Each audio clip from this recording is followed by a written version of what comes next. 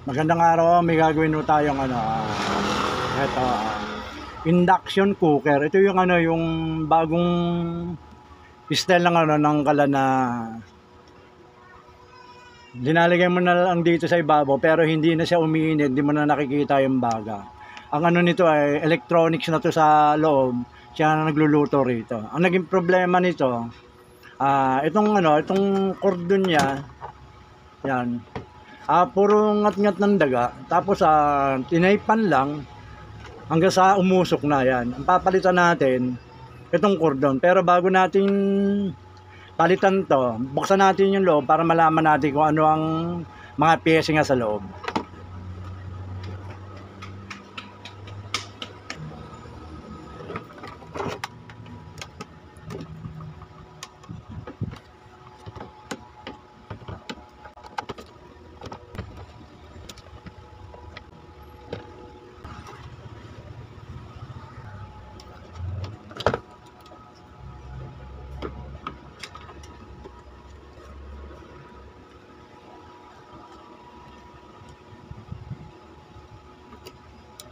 Ayan, itong mga piyesa nyo.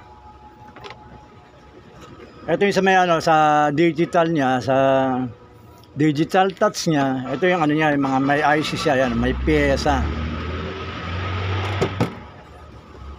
Tapos ito yung pinaka niya, yung pinaka heater niya, coil. Tapos meron siyang pan. At may piyesa ng electronics, ayan, ito. Nandun sa loob.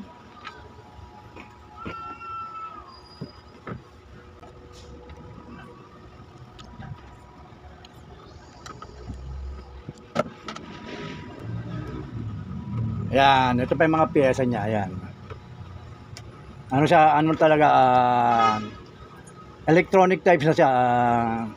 Ito na nagbibigay sa kanya ng, ng init, ayan. Bali ang gagawin natin, itong cordon na to, papalitan natin, tapos susubok natin kung gagana na siya.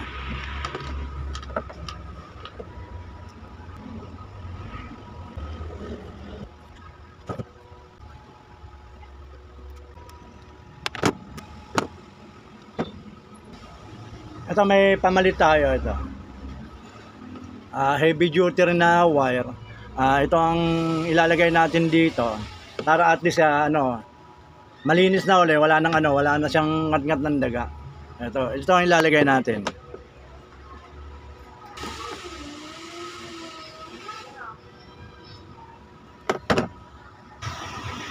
Ayan ito ang idudugtong natin Pag kayo ng wire, pag nagkabit kayo ng wire, kailangan hindi pantay. Kailangan may isang mataas, may isang mababa. Para just in case na na may matalop na wire din sa kinabitan nyo, hindi siya pantay, hindi siya magdidikit. Ayan.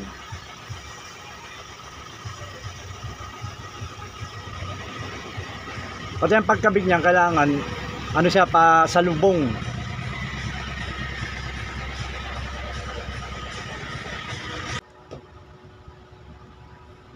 Ayan, hindi talaga siya mahihila. Ayan.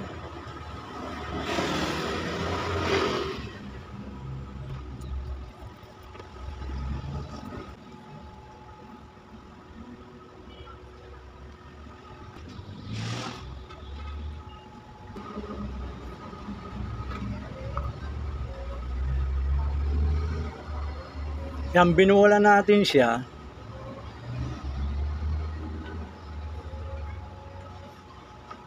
Para dito, yan.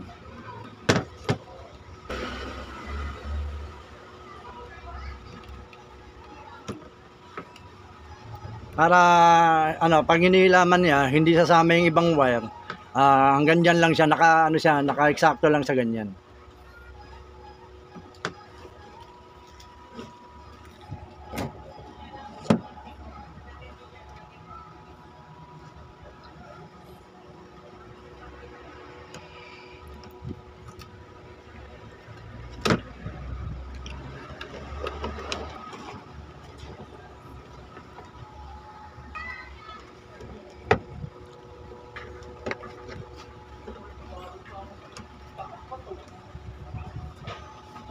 Ayan, naikabit na natin, naibalik na natin, hindi na muna natin itutornilyo, pero pagaganahin natin siya. Titingnan natin kung magkakaroon na ng power to, kung gagana na yung digital niya at mga pindutan niya.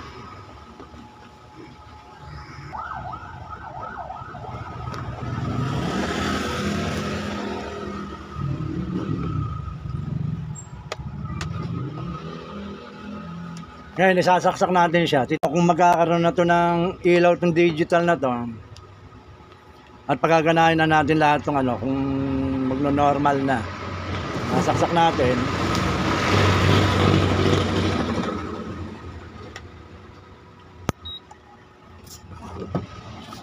Ayun, nagkaroon na siya.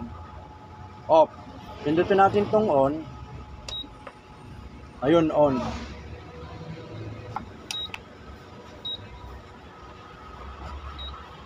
Ito, gumagana na sa water.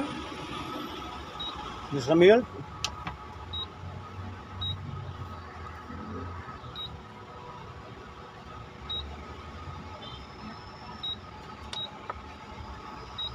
Sa barbecue. Yan.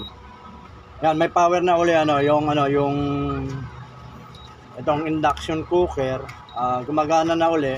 Pwede na uling gamitin ng may-ari. Sige po, maraming po salamat sa panonood. Basta watch, share, and subscribe po lang po kayo sa mga ginagawa ko para at least lahat ang susubaybayan.